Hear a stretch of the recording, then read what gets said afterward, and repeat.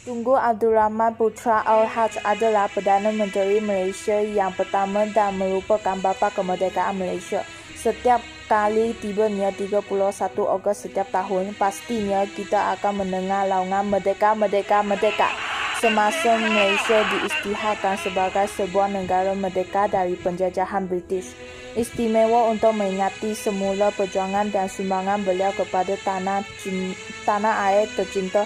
Hari ini kami akan kongsikan biodata dan sejarah Tunku Abdul Rahman untuk merdeka.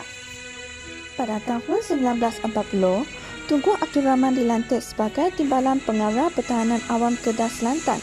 Apabila Jepun menyerahkan Kedah kepada negara Thai pada tahun 1941, Tunku dilantik menjadi penyerah pelajaran dan beliau menyandang jawatan tersebut hingga British menjajah tanah Melayu semula. Setelah tamat Perang Dunia Kedua, Tunku Abdul Rahman menyertai politik menentang Melayan Union dan membangkit kesedaran kemerdekaan di kalangan rakyat tanah Melayu. Bersama pemimpin UMNO, beliau berusaha mendapat kemerdekaan bagi tanah Melayu. Beliau berpindah ke Kuala Lumpur untuk menjadi Timbalan Pendakwa Raja di bawah Jabatan Undang-Undang Persekutuan dan kemudiannya menjadi Presiden Section Court.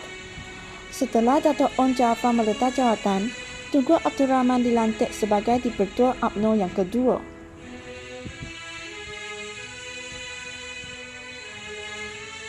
Sumbangan dan perjuangan Tunku Abdul Rahman untuk kemerdekaan Malaysia. Sumbangan pertama beliau ialah untuk memupuk kerjasama di antara kaum dan dalam masa yang sama menjaga keutuhan bangsa Melayu seperti hak-hak istimewa bagi orang-orang Melayu, penerimaan bahasa Melayu sebagai bahasa kebangsaan dan asas dasar pelajaran kebangsaan dan Islam sebagai agama rasmi.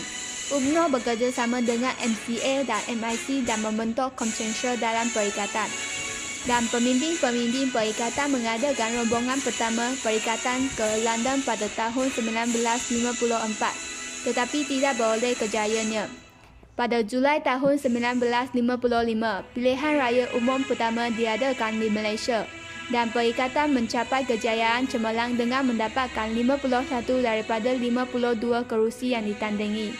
Dengan majoriti yang diperolehi, perikatan melakukan rombongan kali kedua ke London dan ia diketuai oleh Tunku Abdul Rahman sebagai Ketua Menteri dan Menteri Dalam Negeri. Dalam rombongan ini, Tunku Abdul Rahman berusaha untuk menamakan keganasan komunis secara damai. Pada 9 September 1955, Tunku Abdul Rahman mengisytiharkan pengampunan bagi komunis yang menyerah diri. Rundingan baling telah diadakan pada 28 hingga 29 Disember 1955 di antara Parti Komunis Tanah Melayu dengan kerajaan. Parti Komunis Tanah Melayu telah diwakili oleh Chempeng Chentiang dan Rashid Maidin, sementara kerajaan pula diwakili oleh Tunku Abdul Rahman dan Tut Tan Chek-lok. Namun rundingan ini gagal apabila Chempeng menolak cadangan Tunku agar komunis meletakkan senjata tanpa syarat. Tunku Abdul Rahman berjaya menggalakkan komunis 5 tahun kemudian.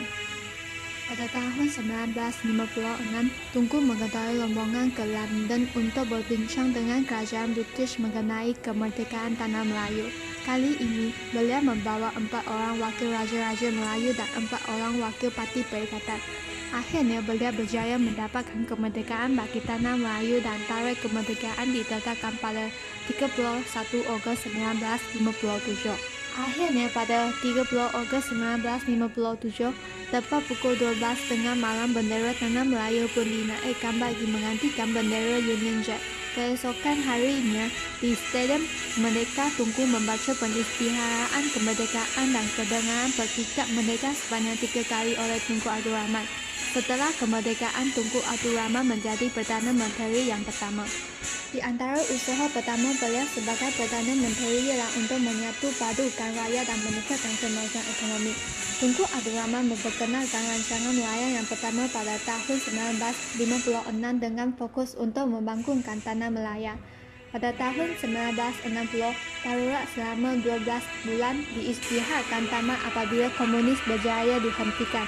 Tapi bagi pihak kita, kita boleh hidup dengan baik, dengan manis muka, dengan perasaan kasih mesra antara satu dengan lain. Tidak terkira apa bangsa, apa agama, apa rupa, apa kulit, apa pun kita tak kira, asal kita boleh hidup sama